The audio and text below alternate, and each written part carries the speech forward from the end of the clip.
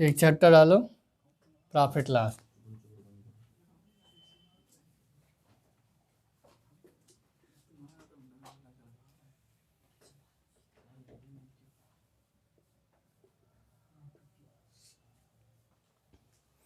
Question लिखो।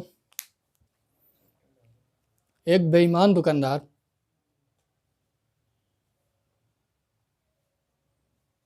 अपनी वस्तुओं को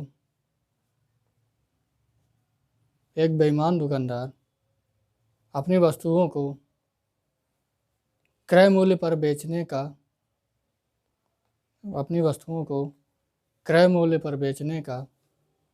दावा करता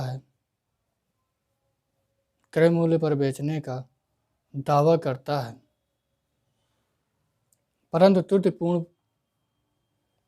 त्रुटिपूर्ण बांट का प्रयोग करके 900 ग्राम तौलता है, कितने % का लाभ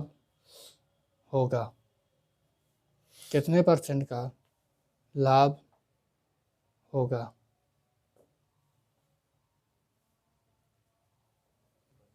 तो करते हैं इस क्वेश्चन को। देखो, एक तरीका देख लो, फार्मूला से बताए दे रहे हैं। फार्मूला चार्ट लिख लो, 1000 माइनस त्रुटि बटे त्रुटि,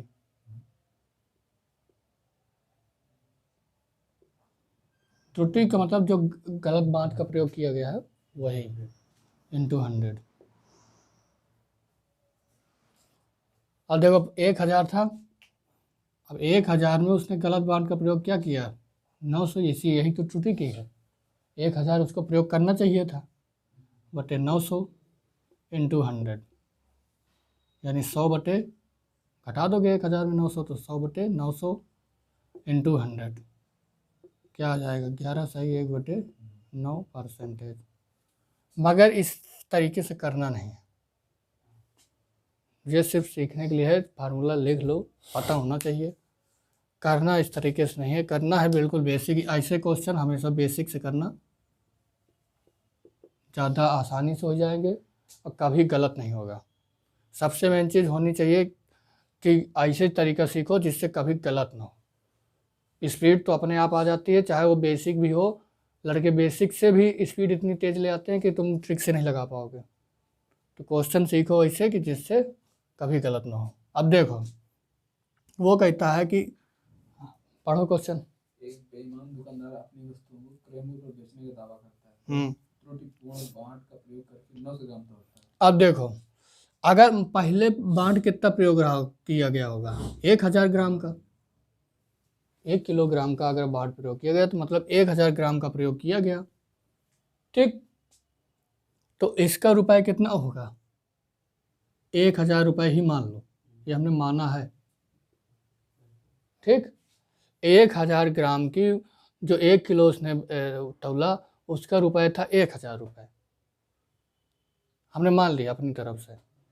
फिर वो क्या कहता है? 900 ग्राम तौलता है, ठीक। तो देखो, अब 900 ग्राम अगर तौलेगा तो इसका रुपए, 900 ग्राम अगर तौलेगा तो इसका रुपए कितना होना चाहिए? 900 रुपये होना चाहिए कि नहीं? 900 रुपये अगर वो क्रय मूल्य पर बेचने का दावा करता है तो 900 ग्राम अगर तौलता है तो 900 रुपये में ही तो बेचना चाहिए। सुभाष, मगर वो क्या करता है कि 900 ग्राम ही तौलता है, मगर कितने रुपए में तौल देता है? 1000 रुपये में तौल देता है ना, 1000 रुपये में। यानी उसने अपने क्या कर लिया? यहाँ से प्रॉफिट कर लिया, कितने का? 100 का। किससे प्रॉफिट हुआ?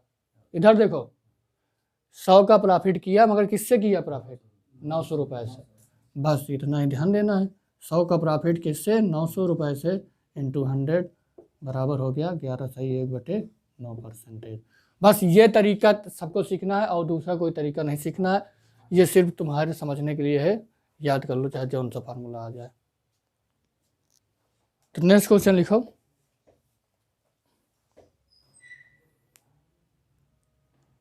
एक दुकानदार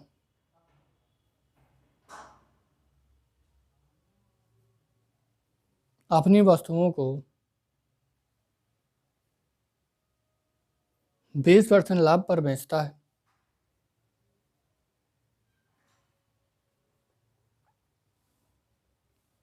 और त्रुटिपूर्ण बांड का प्रयोग करके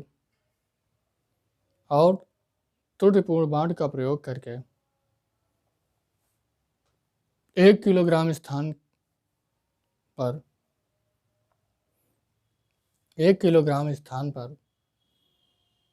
800 ग्राम ही तौलता है 800 ग्राम ही तौलता है, उसे कितने % का लाभ होता है? उसे कितने % का लाभ होता है? तो करते हैं क्वेश्चन को।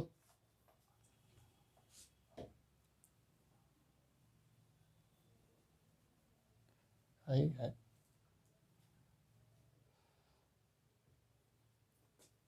अब देखो इसका भी फार्मूला लिख लो, क्योंकि इसमें क्या है, परसेंटेज। तो प्रॉफिट या लॉस परसेंटेज, वैसे ज़्यादातर दुकानदार प्रॉफिट ही करता है, लॉस के लिए कौन दुकानदार बैठा है, मगर फिर भी लिख लो 10 × 100 प्लस माइनस P माइनस का Y अपान का Y इंटू 100।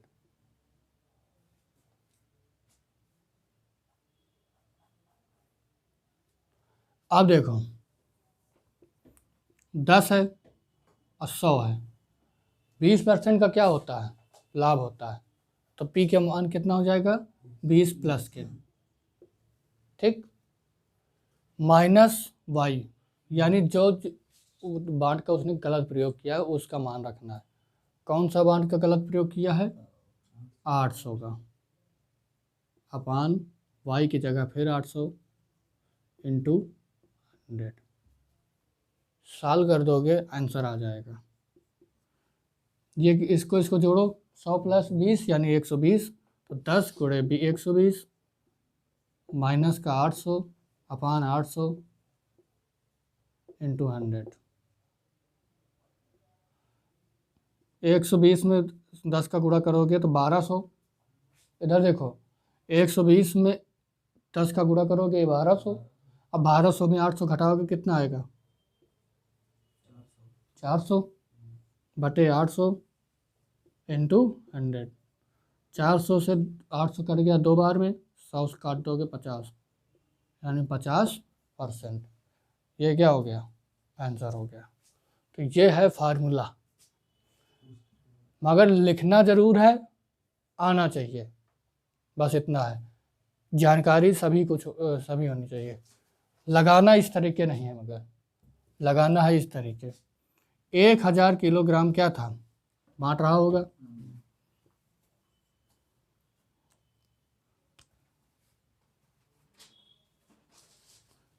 एक 1000 किलोग्राम, उसको बेचना चाहिए कितने में, 1000 में बेचना चाहिए, मगर वो क्या कहता है 20% लाभ लेता है। तो 1000 ग्राम को कितने में बेचेगा, 1200 में। 20% क्या हो गया, लाभ हो गया। मगर वो कहता है कि नहीं भाई 800 ग्राम बेचते हैं हम, वो मतलब 800 ग्राम गलत बांड का प्रयोग करता है ना, 800 ग्राम उस जगह तौलता है। तो 800 ग्राम का रेट कितना होना चाहिए, 800 रुपये होना चाहिए, 800 रुपये, 800 रुपये होना चाहिए। मगर वो 800 ग्राम को कितने में बेच देता है, 1200 में। होना चाहिए था 800 रुपये में बेचना चाहिए था, मगर बेच कितने में देता है, 1200 में। कितने का प्रॉफिट हुआ, 400 का। 400 यहाँ प्रॉफिट हो गया 400 का, तो 400 बटे 800 इंटू 100, 50%। ठीक, तो इस तरीके से लगाना है, इस तरीके से नहीं, क्योंकि ये फार्मूला याद नहीं रहेगा और बहुत डिस्टर्ब कर देगा। मगर पता होना चाहिए कि फार्मूला क्या होता है और सवाल लगाना कैसे। ये क्या है, देखो जैसा पिछला सवाल था वैसा ये भी है, सिर्फ केवल यहाँ पे क्या है 20% एक्स्ट्रा किया गया है, तो 20% क्या कर दिया, यहाँ पे बढ़ा दिया है तुमने, यहाँ पे 20% बढ़ा दिया। बस इतना भर ध्यान देना था। चलो नेक्स्ट क्वेश्चन लिखो। एक वस्तु अपनी वस्तुओं को 10% लाभ पर बेचता है, ये सभी को आना चाहिए, और त्रुटिपूर्ण बांट का प्रयोग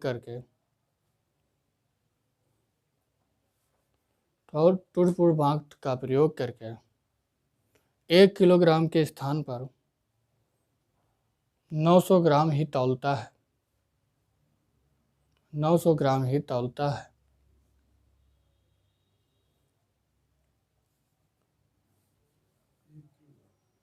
एक किलोग्राम के स्थान पर 900 ग्राम ही तौलता है, तो लाभ प्रतिशत बताएं। तो लाभ प्रतिशत बताएं।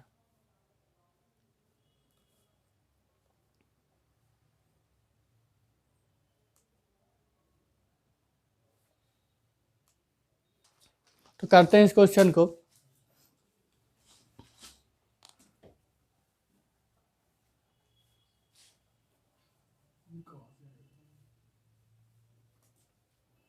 अब देखो क्या कहता है, 1 किलोग्राम की जगह 900 ग्राम और 10% लाभ, यानी 1000 जो है ग्राम है, इसको बेचना कितने चाहिए? 1000 ग्राम में, अरे 1000 रुपए में, ठीक। मगर वो क्या कहता है, 10% का लाभ कमाता है। तो 10% का लाभ जब कमाएगा तो कितना हो जाएगा? 1100 रुपये, ठीक। 1100 रुपये हो जाएगा। मगर वो ये भी कहता है कि गलत बांट का प्रयोग कर देता है। कितना? 900। कितना? 900 ग्राम।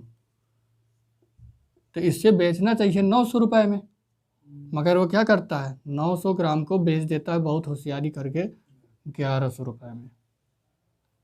तो कितने का प्रॉफिट हो गया? 200 का, यानी 900 से। तो 200 बटे 900 इंटू 100, 2/9 यानी 200 बटे 9। काट दोगे कितना आएगा? 22 सही 2/9।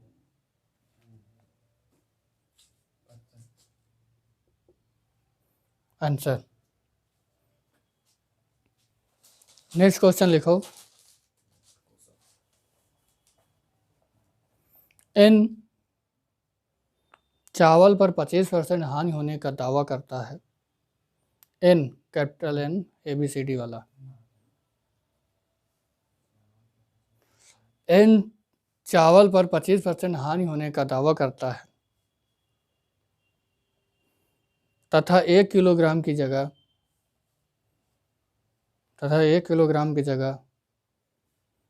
750 ग्राम के भार का प्रयोग करता है। कुल लाभ अथवा हानि प्रतिशत क्या है? कुल लाभ अथवा हानि प्रतिशत क्या है? तो करते हैं इस क्वेश्चन को।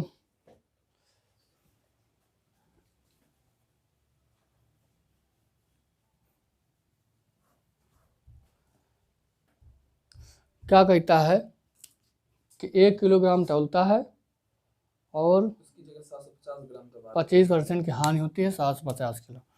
तो देखो 1000 ग्राम उसको तौलना चाहिए था, 1000 रुपये में बेच देता। अगर बेचना चाहिए था, कम से कम इतना तो करना चाहिए था, ठीक। मगर वो क्या करता है कि 75% की 25% की उसको क्या हो जाती है? हानि हो जाती है। तो 25% की जब हानि होगी तो भाई किसको नहीं पता कि इसमें 750 रुपये होगा? अगर नहीं पता है तो भाई ये डायरेक्ट आना चाहिए अब, ठीक। 1000 ग्राम बराबर 750 रुपये की हो जाएगा। मगर वो कहता है कि नहीं, 750 ग्राम हम तौलते हैं। तो 750 ग्राम का अगर इससे देखा जाए, 1000 ग्राम बराबर 1000 रुपये, तो 750 ग्राम उसको कितने में बेचना चाहिए था? 750 रुपये में। मगर जब वो 25% हानि भी कर देता है तो क्या करता है? 750 ग्राम बेचता है 750 रुपये में ही। देखो अभी भी वो क्या करता है, 750 ग्राम 750 रुपये में ही बेच रहा है। अगर यहाँ देखो 1000 ग्राम 1000 रुपये में बेचना चाहिए था, मगर यहाँ से भी देखोगे तो 750 ग्राम कितने रुपए में बेचना चाहिए था, 750 रुपए में। मगर वो क्या करता है कि 750 ग्राम तौलता है। अगर 750 ग्राम तौलता है तो उसका रेट भी तो 750 रुपये ही होगा। तो इसको क्या हो गया, कोई लाभ अथवा हानि नहीं, कोई लाभ अथवा हानि नहीं।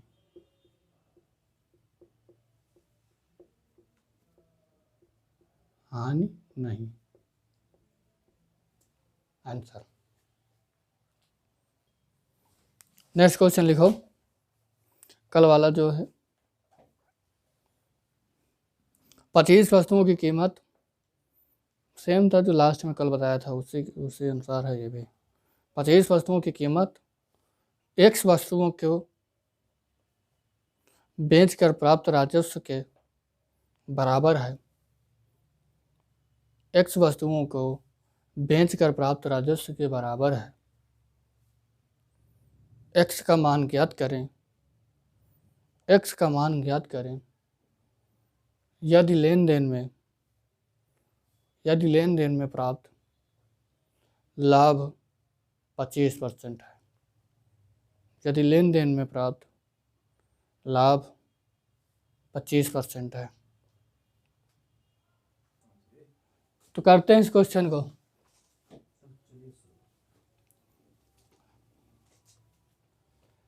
देखो, वो कहता है 25 CP जो है, कल लास्ट का क्वेश्चन यही था, सबसे लास्ट वाला क्वेश्चन यही था।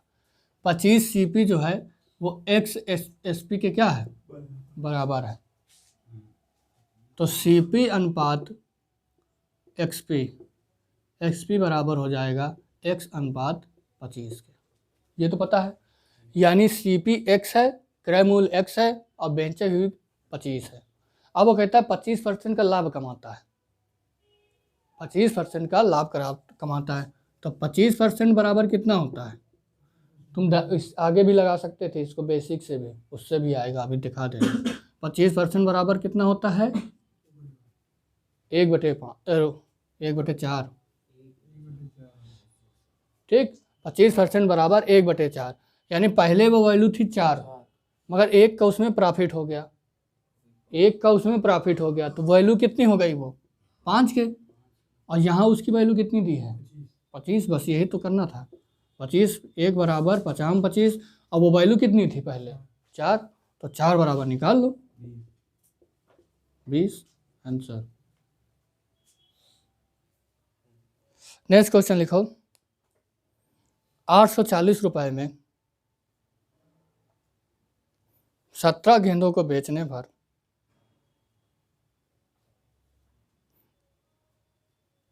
5 गेंदों के क्रय मूल्य के बराबर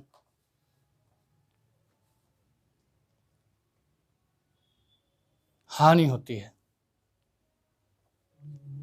क्रय मूल्य के बराबर हानि होती है। तो एक गेंद का क्रय मूल्य बताइए।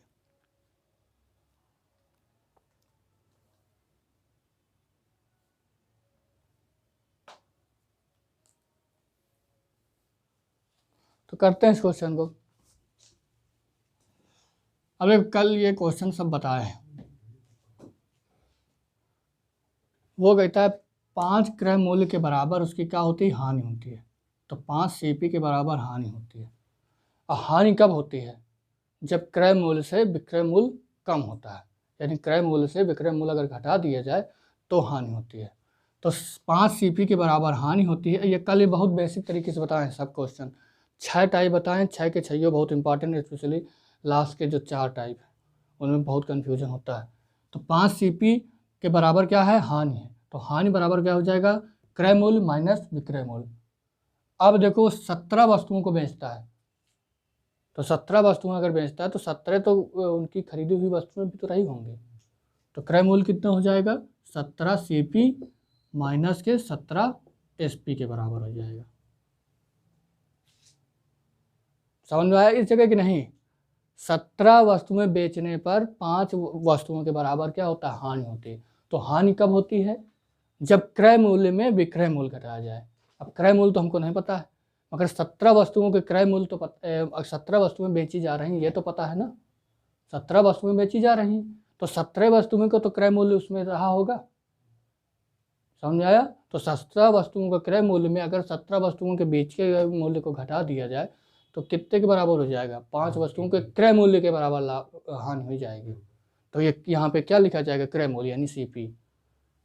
क्वेश्चन कल बताया है, कल यहाँ एसपी भी आता था कि विक्रय मूल्य के बराबर लाभ या अथवा हानि हो जाती थी, तो उस अनुसार इसको करना पड़ेगा। अब इसको करोगे, 5 सीपी को उधर ले जाओ, 17 एसपी को उधर ले आओ, माइनस नहीं रह जाएगा। 5 सीपी को उधर ले जाओगे माइनस हो जाएगा, यानी 12 सीपी के, समझ आया। तो एसपी अनुपात सीपी बराबर कितना हो गया, 12:17। अब 12 की वैल्यू कितनी दिए है, 12 सत्ते, तो बस एक बराबर कितना आ गया, 70 के, यही आंसर हो जाएगा। एक वस्तु की पूछी गई है। क्वेश्चन लिखो, 72 वस्तुओं को बेचने पर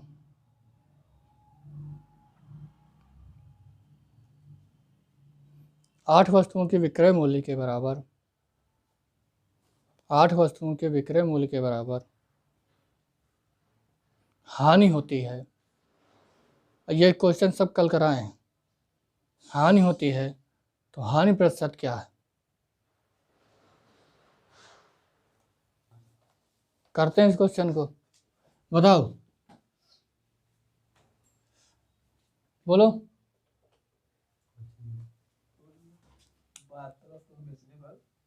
72, हाँ 8 वस्तुओं के विक्रय मूल्य बराबर हानि होती है। 72 वस्तुओं को बेचने पर 8 वस्तुओं के विक्रय मूल्य के बराबर हानि होती है। तो देखो 8 वस्तुओं के क्या होती है, विक्रय मूल्य के बराबर हानि होती है। तो अब यहाँ 8 वस्तुएं कौन सी हैं, विक्रय मूल्य की, तो यहाँ एसपी आएगा। अभी पिछले वाले सवाल में क्या था, यहाँ पे सीपी था, तो अब यहाँ पे क्या रहेगा, एसपी रहेगा। विक्रय मूल्य के बराबर हानि होती है, तो हानि कब होती है, जब क्रय मूल्य क्या होगा, बड़ा होगा, विक्रय मूल्य छोटा होगा। तो 72 वस्तुएं क्या की जाती हैं, बेची जाती हैं, तो 72 वस्तुओं का तो क्रय मूल्य लोगे 72 एसपी के। बस इतना ही सीखना है, इतना सीख गए तो आगे आ गया। अब 8 एसपी और ये 72 एसपी क्या करोगे, एक साइड लेके आओगे, तो यहाँ हो जाएगा 80 एसपी बराबर 72 सीपी। तो एसपी अनुपात सीपी बराबर कितना हो गया, 72:80। अब तुम इसको चाहे काट दो चाहे डायरेक्ट सॉल्व कर लो, काट दो, 8 9 72, यहाँ 10। अब सीपी कितना है, 10, विक्रय मूल्य कितना है, 9, यानी क्या हुआ, एक क्या नुकसान हो गया, किससे हुआ, 10 से। सीपी 10 है तो सीपी ही नीचे रहेगा, इंटू 100 बराबर 10%, आंसर। देखो, चीनी की कीमत में 25% की वृद्धि हो गई, चीनी की कीमत में 25% की वृद्धि हो गई यदि एक गृह स्वामी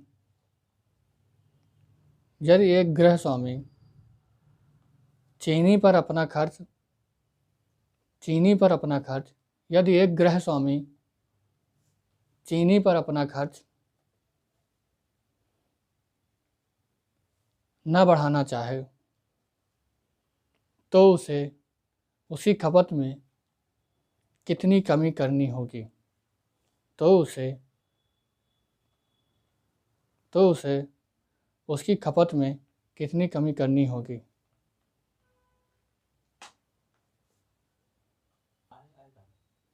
करते हैं क्वेश्चन को। अब देखो, अरे यार ये क्वेश्चन तुमको डायरेक्ट लगाना चाहिए, तो सबसे पहला क्वेश्चन परसेंटेज में यही बताया है।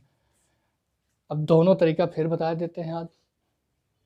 अब उम्मीद करते हैं कि आज के बाद न बताना पड़े, ठीक। अब देखो, मूल्य गुणे खपत बराबर खर्च, ये बताया, ये पहला तरीका है। 25% की क्या होती है? वृद्धि होती है, 1/4, यानी पहले 4 रहा है। हरिओम, पहले 4 रहा है, बाद में कितना हो गया? 5 हो गया। जब खर्च अपवर्तित करते हैं तो क्या करते हैं? इसका उल्टा कर दो यहाँ पे, 5 4, तो इसका देखो खर्च क्या हो जाएगा? अपवर्तित हो जाएगा। 5 चौक 20, इसमें भी 5 चौक 20 हो गया ना अपने आप अपवर्तित। अगर वो खर्च अपवर्तित करना चाहता है तो क्या होगा? 4 बात 5 इधर हो गया, तो इधर क्या कर दो? उसका जस्ट उल्टा कर दो। सबसे पहला क्वेश्चन यही है। अब अपवर्तित हो गया, अब क्या कहते हैं? पूछा गया है खपत में कितने की कमी। तब देख लो, पहले कमी थी, पहले था 5, अब हो गया 4, यानी 1 की कमी। किससे? 5 से। इंटू 100, 20%। आंसर। ये हुआ पहला तरीका। अब है दूसरा तरीका। अब देख लो दूसरा तरीका। दूसरा तरीका भी बताया था। 25% की क्या होती है? वृद्धि होती है। तो पहले लिखो परसेंटेज अपान जो भी वृद्धि हो या कमी, क्या होता है? वृद्धि होती है तो 100 प्लस x, फार्मूला बताया था, 100 प्लस x%, यानी 100 प्लस 25% इंटू 100।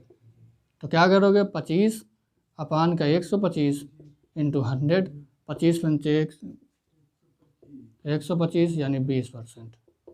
ये दूसरा तरीका बताया था उसी सवाल में।